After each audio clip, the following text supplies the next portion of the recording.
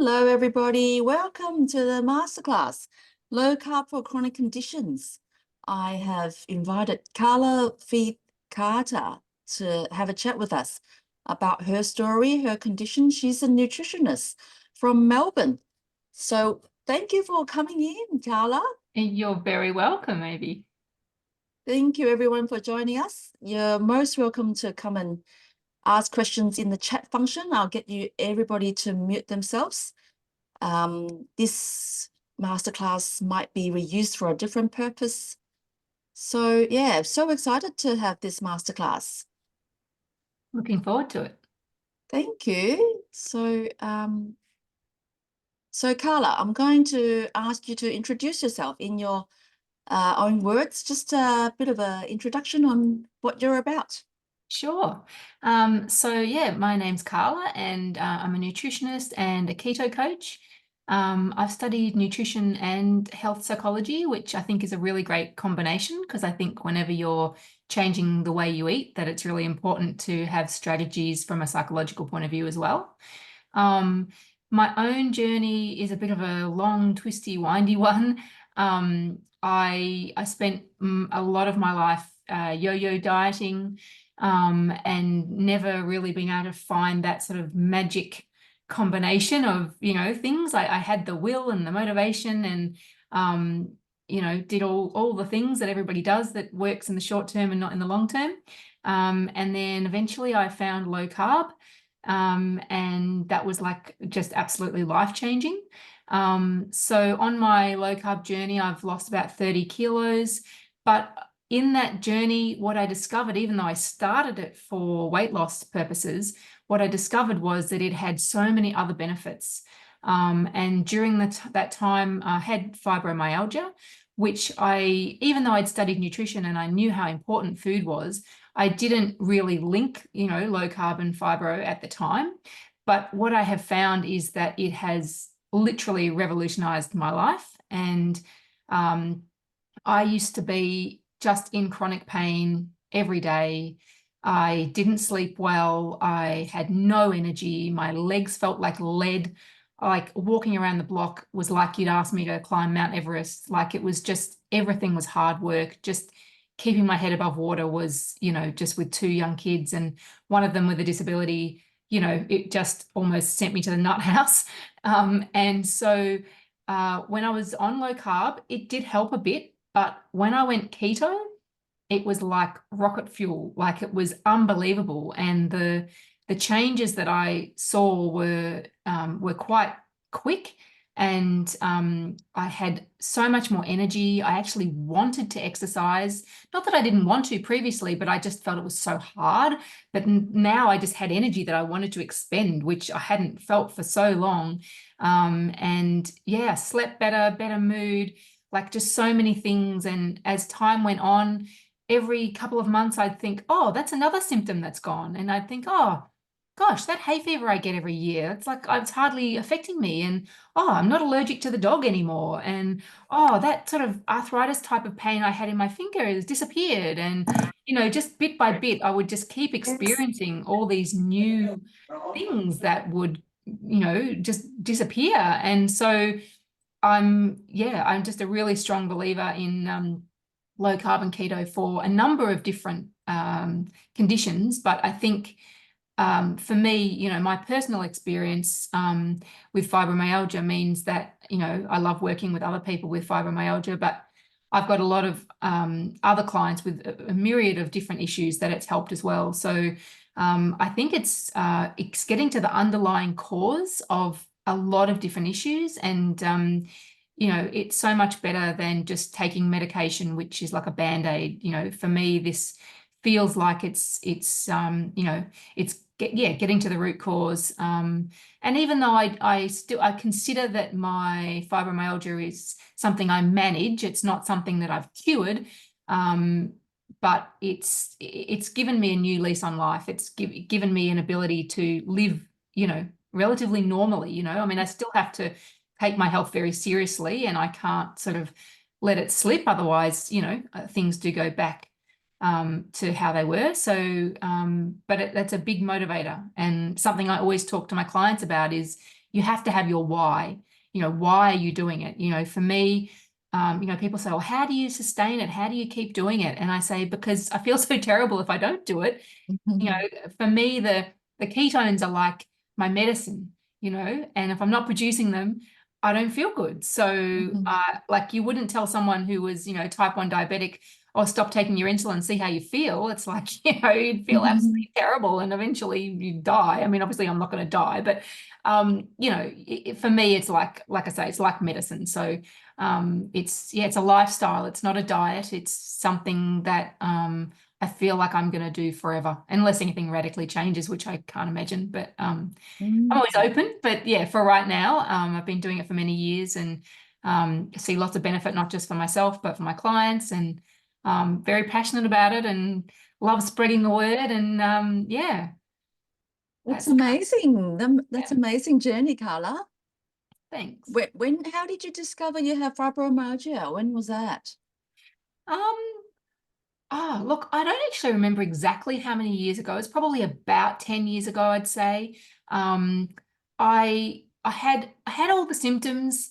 Every time I'd go to the osteo, I'd say, oh, like I've got a pain in my neck. And then I'd go back the next week and I'd say, oh, that's fixed. Now it's in my shoulders. And then I'd go back the next week and I'd say, oh, now it's in my back. And I think the osteo just kept looking at me like I was crazy, like I had this moving pain. Like, was I, I think he thought maybe I was a hypochondriac or something. And, and I just had all these issues, and I went to the doctor and I said, I've got all these issues and like they're not getting better. And so they sent me to a neurologist who, on my first appointment, they did all their prod and poke and ask questions and stuff. And then as I was walking out the door, he said, I could diagnose you with fibromyalgia, but what would be the point? So I walked to have that appointment thinking, what on earth is fibromyalgia? Why wouldn't you diagnose me if you think that's what I've got? And what? Like my mind was just exploding. I was like, what is this guy talking about? So have you heard of the condition beforehand? Oh, look, maybe vaguely, but I really didn't know anything about it. And so of course nothing got better because he didn't tell me, didn't give me any suggestions or anything at all. So I went back to the GP and I said, obviously nothing's changed. And she said, we'll go back to him. So, I mean, now that I think about it, it's probably pretty stupid to go back to the same doctor who was so dismissive. But anyway, I went back to the same doctor. When you're in that foggy, because fibromyalgia as well, it causes brain fog. So you're not thinking straight. So it's actually really hard to get answers and to help yourself because your brain's actually not working.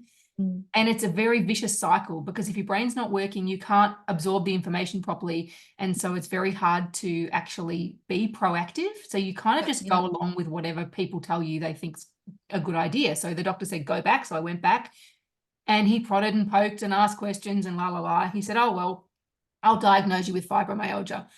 And I said, okay, great. I've got a label. I'm a true believer that, if you know what you're dealing with, that then you've got tools that you can use because, you can't help yourself if you don't know what's wrong. So I said, fantastic. Right. Great. Tell me what to do. And he said, oh, well, there's nothing really you can do. Some people find exercise helps and some people find, there's one medication that might be helpful.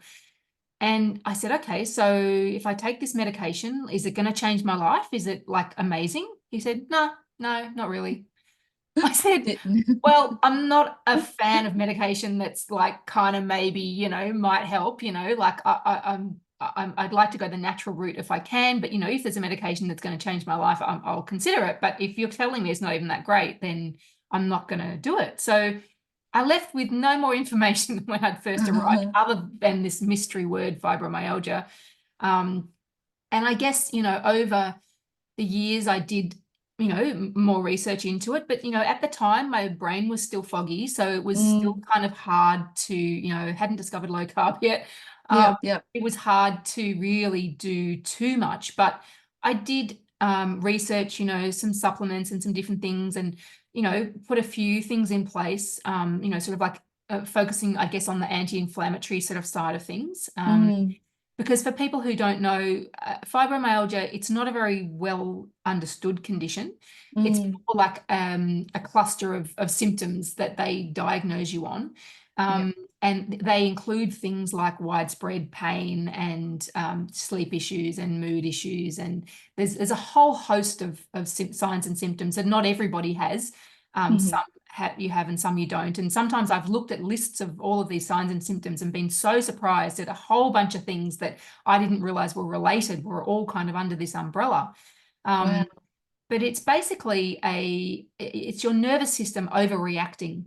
Okay. And so what happens is that something that for me, you know, I would, this doesn't happen very much anymore, but if I would just bend the wrong way and my whole back would spasm because my body had sent signals to my brain completely overreacting on one little bend, saying, you know, danger, you need to protect your back. So, you know, all the muscles seized up so that I wouldn't move anymore because it thought that it was, you know, something really bad had happened.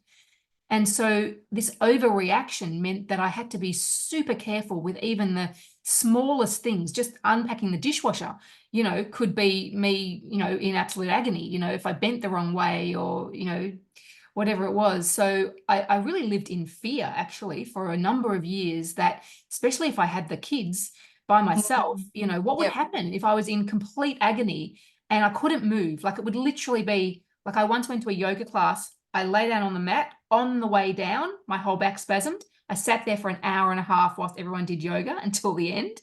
Oh, Could not wow. move.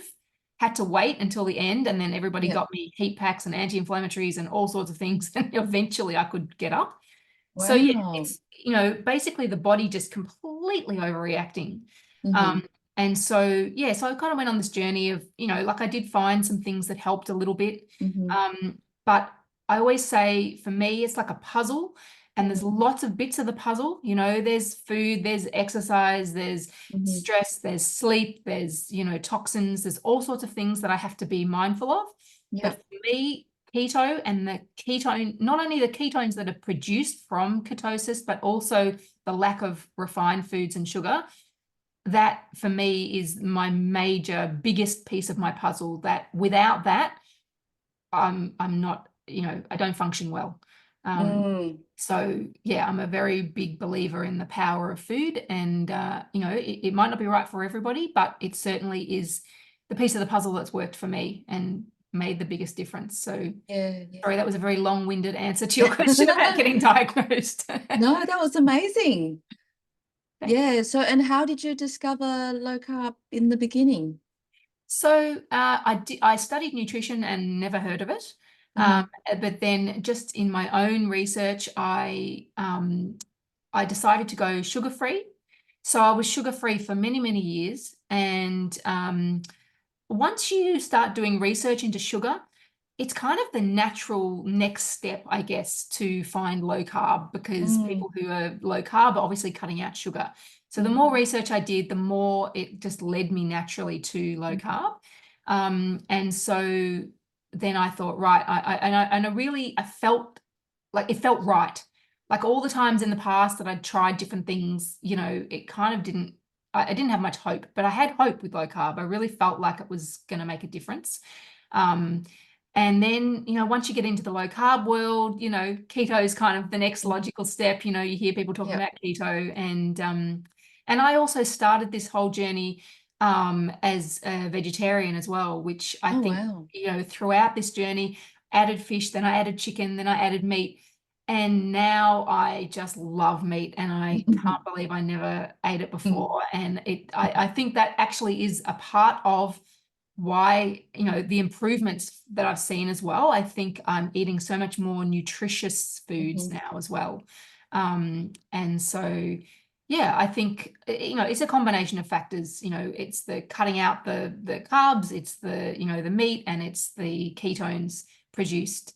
So yeah, it's been a bit of a slow kind of curvy kind of, yeah, sugar-free, low carb, you know, keto. And when I went from low carb to keto, I didn't actually realize how big of a jump that was, you know, because I was low carb, but I was very sort of you know, a bit more permissive, I guess, than I am now. You know, like I'd sort of have one cheat meal a week, and I'd, you know, occasionally have a little bit of sweet potato, and, you know, I didn't eat all the main things. I didn't eat, you know, rice and pasta and bread and all of that stuff, or sugar or anything. But I didn't realize how much kind of added up. And then when I Wow. actually went keto and I really weighed and measured everything, and I was like, oh my goodness, like even as a nutritionist, I was shocked at where carbs would hide when you actually really Mhm. get down to the nitty gritty, and add it all up, and at the beginning, especially before I was in consistent ketosis, just even having, a lot of, say like too many berries and tomatoes and nuts and, whatever, all adding up, to the carbohydrate load that would mean that I wasn't in a deep state of ketosis. And I'd be like, oh, wow, gosh, that's like, it's surprising, So Yeah, yeah. not that any of those foods are bad, but it's just that if you want to be in ketosis as opposed to low carb, you just have to be more mindful about the amounts of things in a given day. That's all. But when you went from standard diet to low carb diet, did you notice a bit of difference already?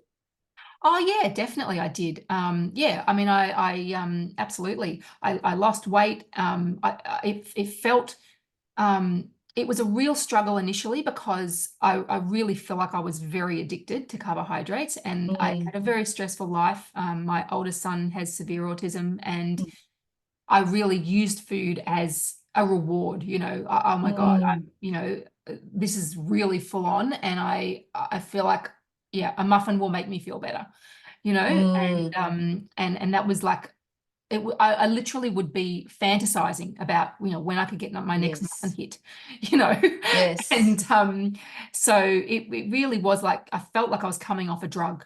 But once I got through that, yeah, I definitely, yeah, I lost weight. I had more energy. I definitely felt better, but because I had fibromyalgia, I needed something extra, like for yes, me, yes. it wasn't enough. And that's like Yep, some people do really well just low carb. They don't need to be yes, keto. But for yep, me, that difference, that made that leap, I think that the change from low carb to keto was probably bigger than the change from standard to low carb. Even yes. though that was, a very good step in the right direction. That's Yeah, it. the ketones for me are magic. Yes, I think this lesson just says everyone is different. You've got to find what just suits you, and you've got to Yep. try and error. You've got to discover your own journey.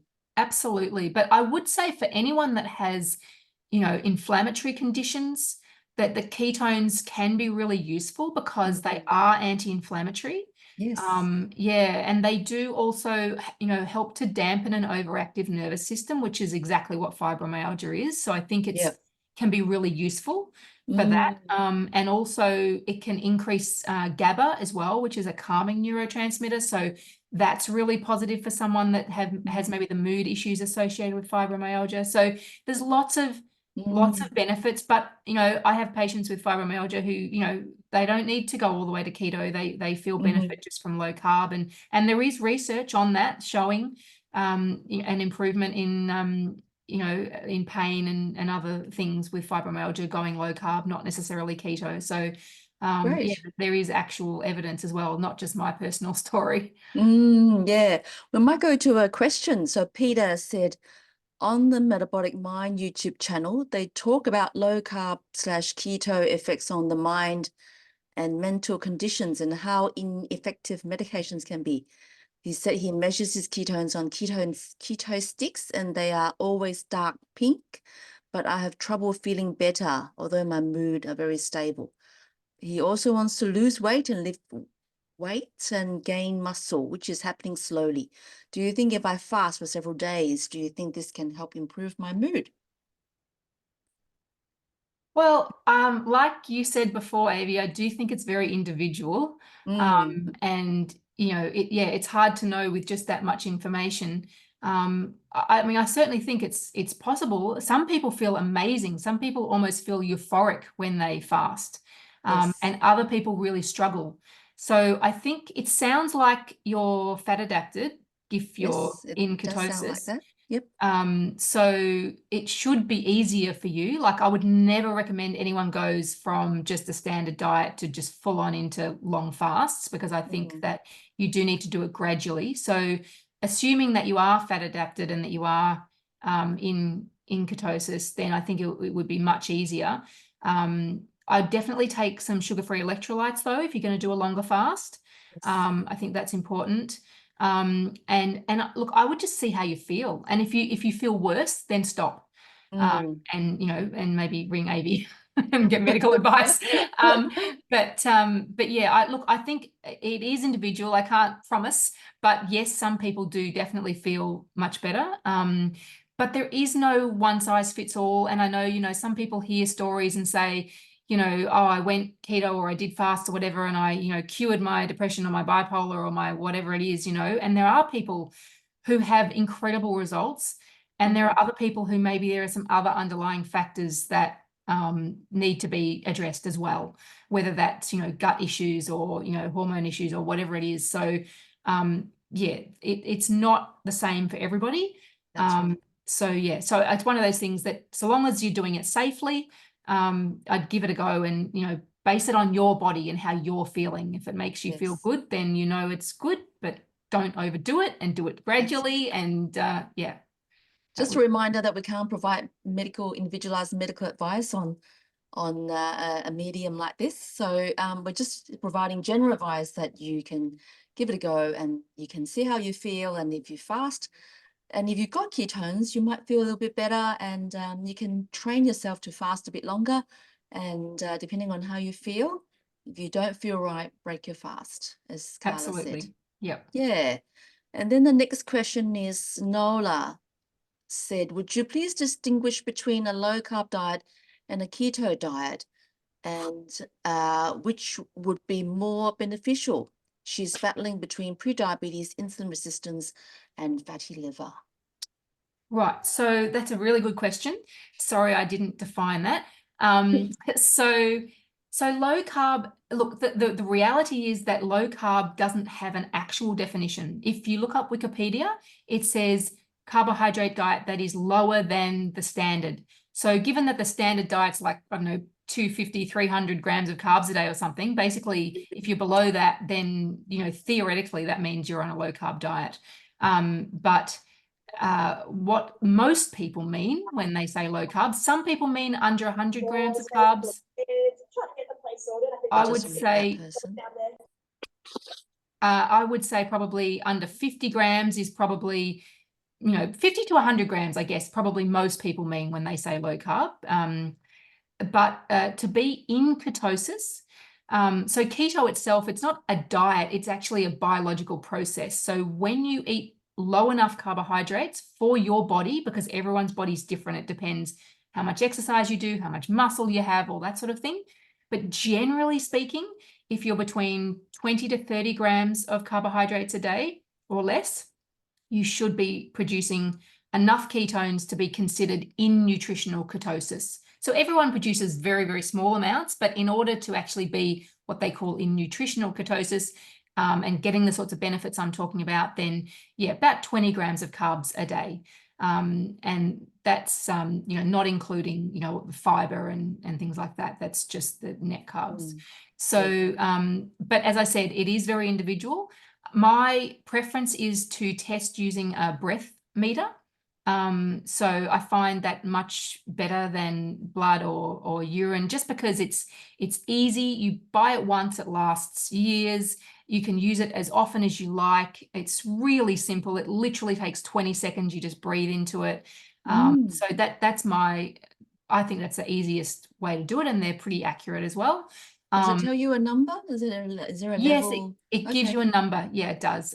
There are different types that have different numbers, a bit like how, in the US and Australia, we would have different measurements. It's like that. There are some people, there's two different types of measurements that give you different numbers. So I don't want to maybe talk numbers and confuse people, but yeah, so breath monitor, I think is really good. When if you actually want to go get yourself into ketosis, I think measuring your ketones is good, because then if you've achieved it, and for your body how many grams of carbs you can have and still be in ketosis. What breath meter do you use is the next question. The one that I personally use is no longer sold, but I'm pretty sure is it Low Carb Love or something? There's a website. I've heard of Lumen, is what I've heard. Lumen. Oh yeah, there's Lumen. But I haven't tried it. I haven't tried it myself. Yeah, that's not the one that I've used. But if you message me on Instagram, I will send you a link or the name of the company or whatever when I look it up. I'm keto_by_design.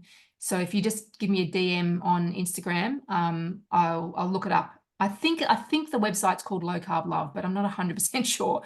And yeah, I think they're about $100, and yeah, they're great. So when you're first going, I think it's really important to measure, but also to weigh and measure your food, because like I said, even though I've studied nutrition, I was surprised where those carbohydrates hide and how much there were in things. So if you're going to stick to that 20 grams of carbs a day, it is much more restrictive. I mean, I don't like that word restrictive because I don't feel restricted. I feel free from all the issues that I had. But, you know, in terms of how we think of restricting foods, it is more restrictive in that you can't just have copious quantities of low carb foods that still have carbs in it, because it does add up. So just weighing and measuring just for a week or two, just until you get used to what's in things and you get used to what your body can cope with and still be in ketosis, then I think that's important. But again, like I said, for most people, I wouldn't jump straight into keto if you haven't done low carb. I'm a fan of gradual. I think it helps your body to get fat adapted more easily. I always think at the beginning, at least at the beginning, take some sugar-free electrolytes. That really helps. But I always start off doing whole foods first, so including, you know, like sweet potato and rice and things like that, if you're on a standard diet, and then cut those and do low carb, but still include as many sort of, you know, fruit and veggies as you want, and then cut those down and start weighing and measuring and get into ketosis, so that just so you're not shocking your body. Because if you go from eating a standard diet to keto, your body's going to go, oh my God, where am I getting my energy from? I'm used to using the carbohydrates and now I've got nothing, because it doesn't know how to access that fat. It needs to be taught. So, and that's the other thing at the beginning as well. You need to have plenty of fat in your diet so your body's got easy access to energy. And then as time goes on, you can reduce the fat and increase the protein more. But at the start, you need to, you know, make it easy for your body. You don't want to struggle and feel terrible. Sometimes we find bowel symptoms like constipation or your gut not adjusted to it properly. Yeah. So gradually getting into it is really good. Yes, absolutely. Yeah. Just about the ketone meter, I actually have been taught the blood ketone is much more reliable. So that's what I've been taught by what I've learned. So I've bought a ketone finger prick meter called Freestyle Optium Neo, and I use the finger prick meter, except you've got to buy the strips as well. The ketone meter also can do a glucose finger prick, glucose level. So I try to do finger prick ketone levels at times, sometimes, not all the time. Yeah, I've got nothing against that. No? And I think, look, probably, you know, blood probably is the gold standard, but my research says that the breath meter is not far behind. It's still pretty accurate, and you don't have to buy the strips. You don't have to, you know, worry if someone's, you know, scared of needles or, you know, doesn't want to, you know, to have the ickiness of the blood. I just find it, you know, it's much more easy, portable. You don't have to keep buying things. But yeah, absolutely. That's fantastic as well. That's just the breath meter is just my preference. But yeah, that's a double bonus too, that you get to test the glucose as well. That's it. Except that if you are fat adapted for a while, you might not be producing as much ketones in the breath and the blood. So I don't think it matters how much ketones you produce. And if you're not detecting ketones in the breath after you've gone into fat adaptation and you're using up some of the ketones, it might not show up that much in the ketone breath meter. My understanding is that that's only with urine. Oh, okay. Yeah, because I have been keto for about 4 years now, and I still blow quite high levels. Okay. So yeah, but that's just my understanding, is that it's the urine definitely, as you get through over time, reduces the amount that's weed out, because the body is actually using it more. But yeah, I believe that it will still show up in blood and breath, but maybe you've had different experience. I'll look it up. Different We can teaching. confer later. We can research That's it. separately. That's it. I'll look it up. All right, great. That's very, very interesting. So, tell us a bit more about your practice, about what do you do as a nutritionist? Some stories on your experience. Yeah, sure.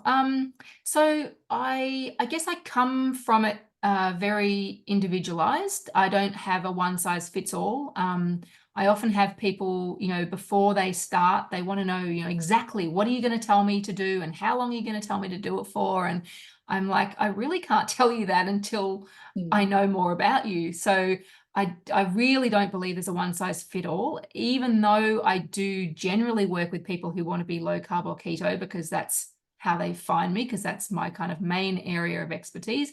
But that is certainly not all I do. And there would be, for example, I had a young teenage boy who came to me.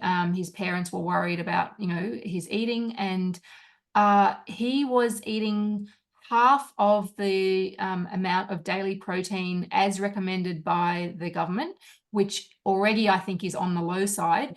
So I was not going to tell this kid, not that I think that most children need to be low carb anyway, but I wasn't even going to tell him to cut out sugar. My main focus was, you need more protein. You are a growing boy, and so, and also once you add more protein in, then you push out some of the other foods because protein's very satiating. So, in that instance, I'm not going to say, oh, well, I'm a low carb keto coach, that's what I do. Like, of course, it doesn't suit, but most people who come to me do want to be low carb keto, whether it's for weight loss, or often people have insulin resistance or pre-diabetes or diabetes, those sorts of issues. But, I've had people come to me with skin issues and other things as well, that keto has helped. So, and fibromyalgia, of course. So what I do is I get people to fill out a questionnaire and a food diary first before I speak to them, because that gives me an understanding of where we're starting from. And I think having a food diary is really important, because if I say to someone, what do you eat? People tend to be a bit vague, but if you get them to actually write down everything they eat for a week before they talk to you, then, it can be quite eye-opening. And I get them to write down not just what they eat, but whether it was planned and how they felt when they ate it, so that we can get to the bottom of some things. If people constantly tell me that they're eating unplanned food, then that's a really good indicator of something we need to work on, because if you don't plan your food, it's much, much easier to eat things that are just that quick energy hit rather than something that's going to sustain you. So yeah, again, looking at the psychology as well as the actual food. So, and then I provide people with, food lists and food meal ideas. And, we talk about all sorts of stuff. We talk about not just what to eat, but how to cope in a social situation, what to order if you go to a restaurant, how to deal with the, the mother-in-law that's, pressuring you to have a homemade whatever, all the things, the cravings and the, all that stuff. It's very broad, I guess, and very individual, because each person has different issues that they deal with. But I love it when, probably my favorite thing is when people get off medications. And that is not something that I do. I'm not a doctor. I don't tell them to get off their medication, but they go back to the doctor. I always encourage them to check in with their doctor, and they go back and the doctor says, oh my goodness, your blood pressure, like, it's amazing. Let's try taking you off the blood pressure medication. And then it's like, oh wow, your blood glucose, it's normal. You don't need the metformin anymore, and I get so excited. Like that's my happiest when that happens. That's great. And also when people have diabetes and suddenly, they don't have diabetes anymore. That's amazing. But it can go back the other way. It's really important to know that this is not a magic cure where, you eat low carb or keto for a few months and suddenly you're not diabetic, and then you just go great and you just eat what you ate before. Because of course the same foods are going to lead you back in the same direction again. So, it needs to be a lifestyle change, not just a quick fix. Yeah, so that's Yes. important to get that message across to people, which they don't always like hearing. But once they get used to it, actually, it becomes a lifestyle. They actually, most of them love it, so it's not a problem.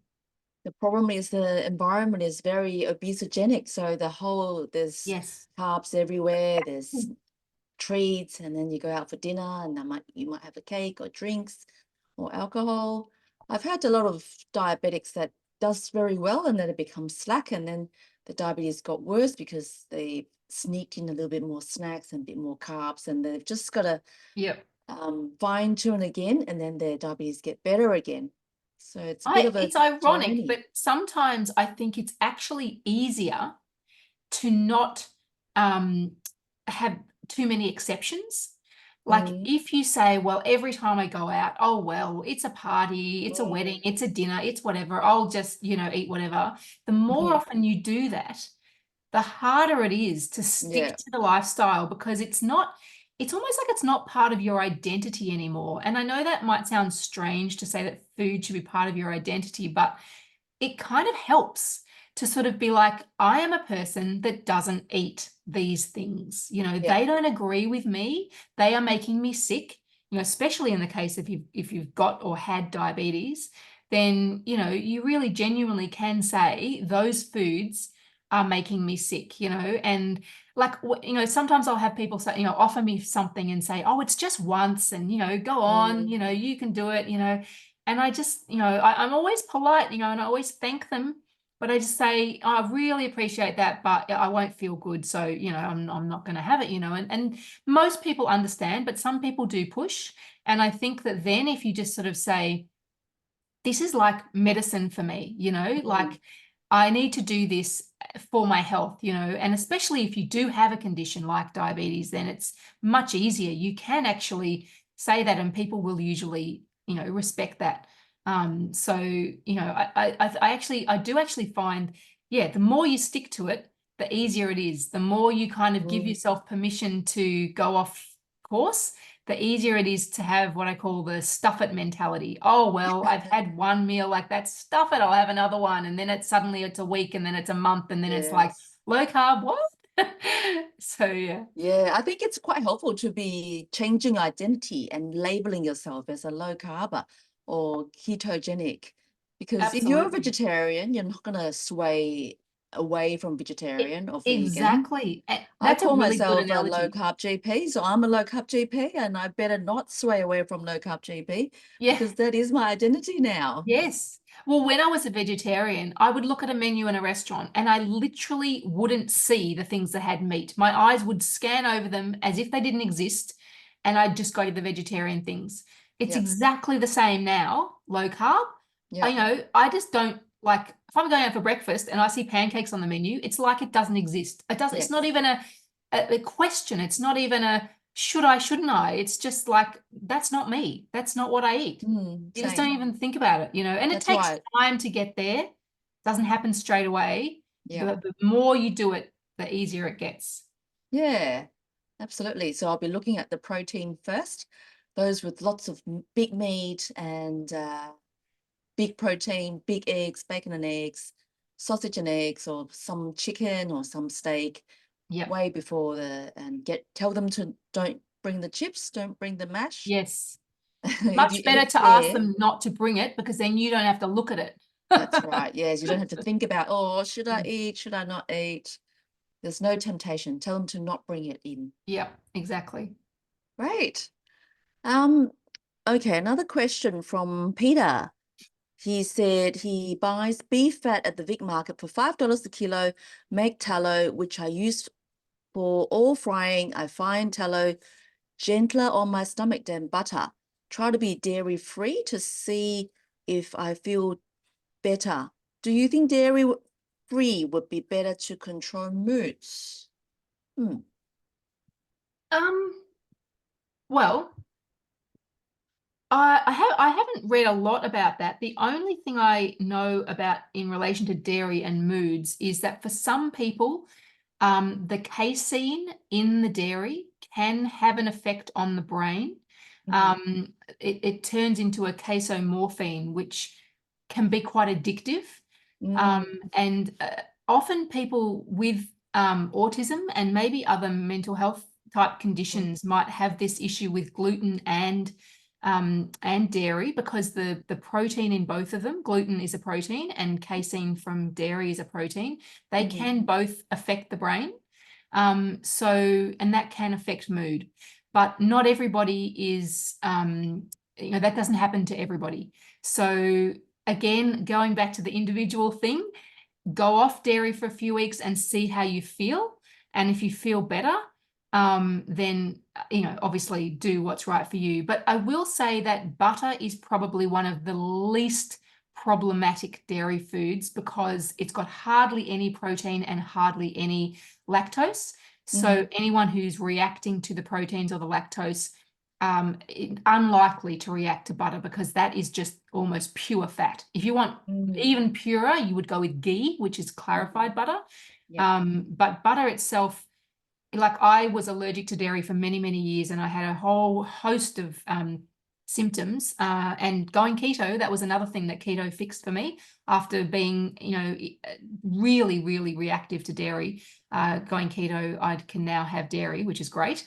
But even when I was reacting to dairy, I could still cope with butter because it didn't have the things in it that most people react to.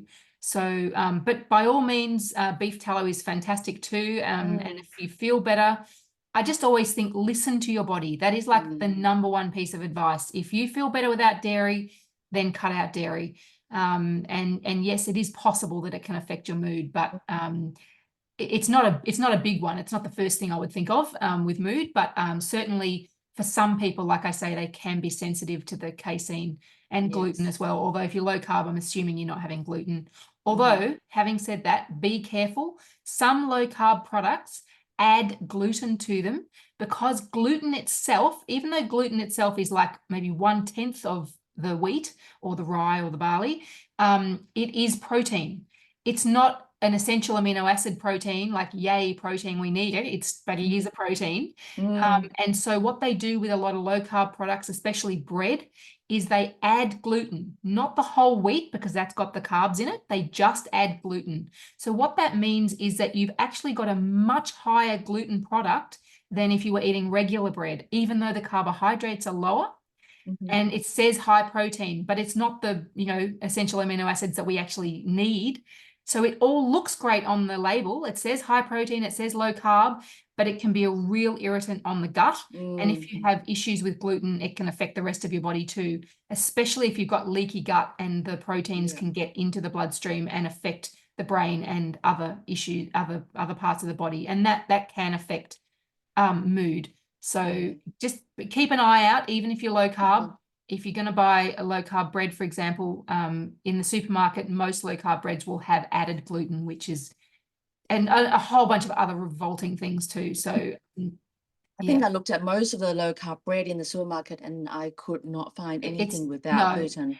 No, my favorites, if you want to have some low carb bread, there's the No Grainer, which is usually found in health food shops or online, and the Venerdi, hemp and something or other. They do a reasonably good one as well, and that is again from health food shops mostly or online. But the supermarket ones, I don't think I've ever found a good one. Or make your own. Super easy. Anyone wants to message me, I've got some recipes I can send you. I'm not a bread baker. I'm not into kneading it and leaving it for hours to rise and all that rubbish. It's just like chuck it all in and cook it, and it works. So yeah. Yeah, quite often I would make my own low carb bread, quite often with lots of eggs, coconut flour or almond flour. Yep. And Lots it's of really nuts easy. and seeds. Yep. That's it, nuts and seeds and hemp Yep. seeds. Yep. Yeah. So I've got lots of recipes on that as well. So he said his friend thinks he's going to die because he's going carnivore, low carb. Oh, And right. So I'm assuming you're talking about like cholesterol and all that stuff. Is that? yes, everyone's warning us low carbers or carnivores that we're all going to die. Yeah, Well, look, we are going to die. well, of course we're all going to die. Look, I think the proof is in the pudding, you know. If you're losing weight and feeling great and, you know, like I think it's quite ironic, you know, when people go to their doctor and, you know, I just saw something on Instagram today, actually, a low carb doctor who said that one of their patients had, you know, improved all their symptoms, got off all these medications, all these incredible things happening. Their blood work was fabulous.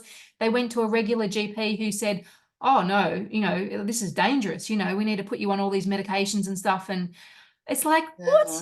Like, you know, and I mean, when it comes down to cholesterol and all that, I think, you know, as you know, Avi, you know, they don't do all the tests. They just do a generic cholesterol test and, you know, look at the total LDL, and they don't look at the subfractions, whether they're the actual the small dense ones that are dangerous or the large buoyant ones that aren't.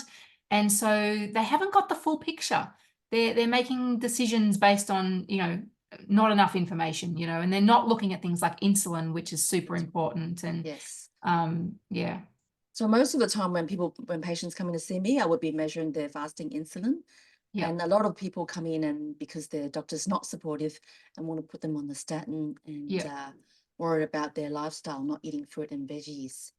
Yeah. Just we'll wind this up soon, but Gail has asked, how do you know if you have leaky gut? Is there a test for it? Do you test? Oh, leaky gut is is a really hard one. I don't know that there's a specific test. It's something that I'm actually doing more research into at the moment, and it's an area that I am interested in, but it's not something that my focus really is low carb and keto. So that's kind of not my space. So I would definitely suggest finding like a functional medicine doctor, or, you know, someone who specializes in the gut, because the gut is a very tricky thing. But, you know, I think that there are a lot of issues that come from leaky gut, you know, when you do have body-wide issues, you know, like, you know, pain, for example, and other issues that I think can be caused by a leaky gut. But it's not, I don't think leaky gut is a medical term, although it is gradually, there is more and more research, you know, showing that those tight junctions in the gut can, you know, come apart and allow things to go through that wouldn't normally go through. And but, you know, it is quite new research. It's not something that your GP is probably going to know about. I don't know how much you know about it, Avi, but there is a test that you can do. The medical term is called increased intestinal permeability. Yeah. So you can get test zonulin, which is a protein that is released when you have leaky gut, or you can breathe in some protein and then weigh it out and see how much it goes in. I haven't gone into that much because I think the treatment is to eat real food and go low carb or go ketogenic diet. So whether we find out if you're leaky gut or not, I'm still going to promote low carb keto. Yeah. Well, even just the fact that I can now eat dairy and I couldn't before, I think that is probably coming from the gut, I would imagine. Absolutely. That I probably did have leaky gut, and then when I went keto, I think it perhaps, yeah, healed. And that's why, you know, I think quite possibly that the proteins from the dairy were going into my body. So yeah. Yeah, I'm only absolutely. guessing that though, but yeah. That's it.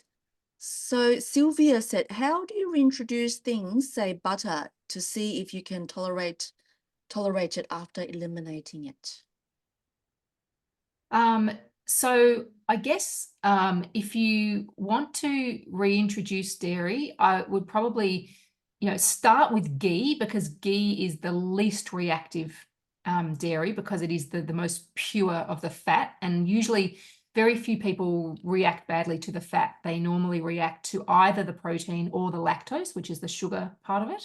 So I'd start with a small amount of ghee. And then if you're okay with that, do that for a couple of days. And if you have no reaction, then I would do butter. just always starting with a really small amount, maybe just a teaspoon or so, and then, have a little bit more for a few days. And then if that's okay, then maybe you could start with some hard cheese, because that has got the least lactose in it, and then maybe yogurt, and then like maybe milk and cream are probably the worst because they've got the most lactose as well as the proteins. So, but it does depend which thing you're reacting to. So some people react to the proteins and some people react to the lactose. Usually the lactose is more gut type of reactions, whereas the proteins is more maybe skin or, some people get like asthma or things like that. So it does depend. So if you know which part is the thing that you're reacting to. So if you know it's lactose that you're reacting to, then especially make sure you start with low lactose things first and gradually move your way up. But I just do it. I do it really gradually, and I'd make sure you're not changing anything else, because you don't want to confound the variables and, make other changes. So make sure everything else you're eating, you're okay with, and then just really gradually go from the least reactive to the most reactive, and just little bits at a time, and then work your way up and see if you're all right. That's it. That's great advice. All right, we'll have one last question and then we'll wrap it up.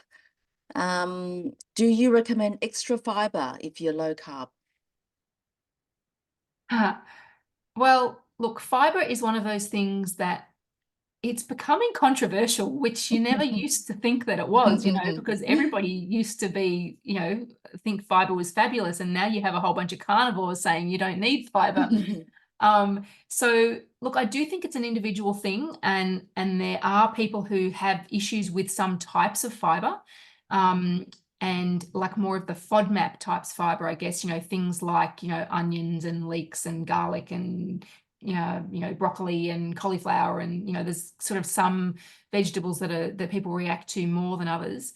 But if you don't react badly, then I still think that fiber is good if it works for you. I know that there are people out there who are carnivore who don't have any fiber and they say they're fine, but I don't think that necessarily works for everybody.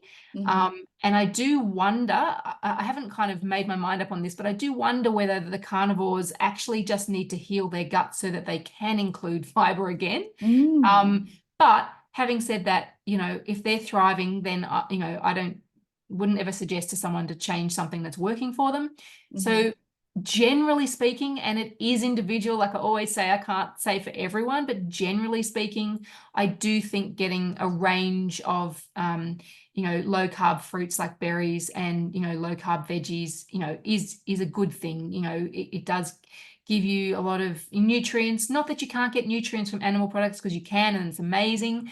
But there's a lot of antioxidants, and the fiber obviously helps a lot of people. Some people do have issues going to the toilet if they don't have that fiber. Some people do find the opposite though, and they find that fiber stops them from going to the toilet. So absolutely. Again, it's really individual. There is no one size fits all. But if you're loving your fruit and veggies, don't stop because the carnivores are telling you that you don't need fiber. That's what I would say. And I think in the main, most people probably do well on a variety of foods that gives their gut bugs lots of things to feed off, but there are exceptions to that, and I'm not against carnivores. If it's working, great, but I don't think it's for everyone. It's quite a controversial area. It is, yeah. Because Anthony Chapey keeps saying that the plants are trying to kill you, but majority of humans. But think about as well how people used to prepare plants. Where today, we don't ferment things. We don't, soak things. We don't, we add all the herbicides and pesticides. There's so many things that we've added or not done to them to make them, try to kill us, like Anthony Chapey says. And, I do agree that there are things in certain plants that, that can cause issues, but there's usually a way around it. Whether it's peeling the skin off or soaking it or sprouting it or fermenting it or whatever it is. And it's just about whether you can be bothered to do that, I guess, and whether you're personally reactive, because some people react to certain things and other people don't. And it's also a load thing as well. I guess maybe avoid, you know, super high oxalate foods, you know, like people who are eating, you know, having kale smoothies 3 times a day, maybe, you know, that's not fabulous because it's raw and there's a lot of it condensed, and, you know, you got to use common sense as well, you know, like, yeah, but it's very individual. I can't say That's 100%. it. Yeah. Most of the human in the planet do eat veggies, and Yes. most of the people don't have any problems. Yeah. But certainly the carnivores, a lot of them are thriving. So Yeah. I think it's very different in different people. Yeah. But not everyone does. Some people do carnivore and feel terrible. So, you know, That's it's not a one size fits all. It never is. it. Wow, very inspirational conversation. That's amazing. The take-home message is everyone's different. We've got to Yes, find our own journey and we've got to explore how we feel. absolutely. So I've got to do my pitch and we're going to talk about this dinner that I have invited you to do. So Yes. tell us, I've invited you to be a guest speaker in our low carb dinner. Tell us Thank just you. a little bit about what you're going to talk about. Yeah, so I'm going to give a little bit of an intro just about my journey again, and you know how I got to where I've got. And then I thought, I always think that when you hear someone speak, it's good to have some takeaways, something that you can go home with and say, I learned that, I can implement that. That's a helpful tip. So what I want to do is share my top 3 strategies, I guess, for being able to sustain low carb or keto. So I won't give away what they are because you'll have to come to the Great. dinner and hear. Um, but they're things that for me made all the difference, that I honestly don't know that I could have done it without these things. And they're strategies that I still use. But they were especially important in the early days when I was coming off carbs and really needed some help, you know, because you know, especially if you are feeling like you're addicted to certain foods, it is a tough journey at the beginning.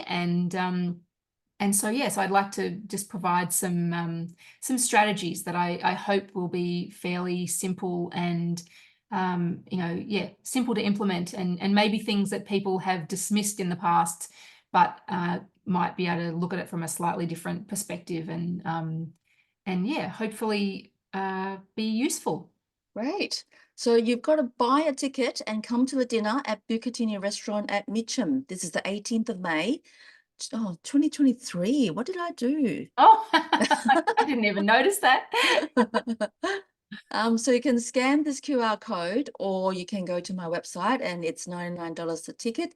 There's a big goodie bag. I've lined up so many sponsors to sponsor, and there's a lucky draw with lots of prizes. So there's only 60 tickets, no, 60 people to come to the dinner, which includes us 3 of us speakers. So I'm only selling 57 tickets. Charlene might do some hypnosis, which is very, very interesting. I'm excited about So that. yeah, I'll get I was trying to think whoever. if I had any magic tricks up my sleeve, but I can't compete with hypnosis, I'm afraid. But 3 practical tips on low carb, that's fantastic. So for those of you who don't know what I do fortnightly low carb pro webinars every second Thursday night at 7:30. I will do a group coaching program called Low Carb Pro. So you can go to my website and sign up to Low Carb Pro. $25 a month. You can sign up or you can discontinue anytime you like. And you can see me in my clinic, either telehealth or face-to-face. And as a special for tonight, I've got these online courses. You can use the code Masterclass and you can grab a sale for 40% off for the next 3 days. So the benefits course is still $0. It's free of charge. You can download it and you can listen to all the lessons with Linda and myself. The 8 weeks complete course is always there. It's about $490 and you can grab a 40% off. The 7-day lifestyle course is still for sale from the beginning of the year, and within 7 days you learn about lifestyle. And functional breathing course is a workshop that I did with Julie Bristow. So thank you everybody for coming. Thank you, Carla, especially for so much great contribution, great information for us. Thank you for having me. Thank you. So, yeah, I will thank everybody, and this will be recorded and it'll be popped up on YouTube, and you can watch it again and you can share it to whoever you think will be helpful. Thanks, everybody. Thanks, Thank you, Ivy. Ivy. Thank you, Thanks. Ivy. Bye-bye. Thank you. Bye. Bye.